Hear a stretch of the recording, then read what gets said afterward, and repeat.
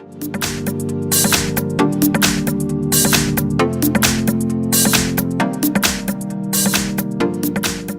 have Google Pixel XL2 and let me show you how to accomplish hard reset operation on that device by using the Google Pixel settings. So at the very beginning, let's start by using your home screen. Let's unlock the screen. Then you need to find and select the list of all icons. Let's choose settings, scroll down and choose here system. So here let's choose reset and select factory data reset. So this will erase all your data from your phone's internal storage, including your Google accounts, system and app data, downloaded apps, music, photos and other user data. So if you are aware of this, let's choose reset phone. And to begin the whole operation and erase all personal data, let's choose erase everything.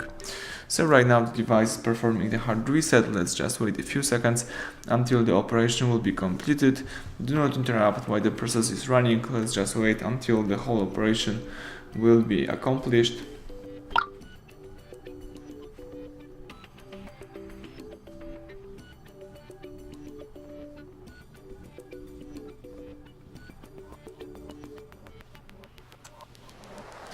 Excellent, the welcome panel just pops up, so it simply means that the hard reset is done.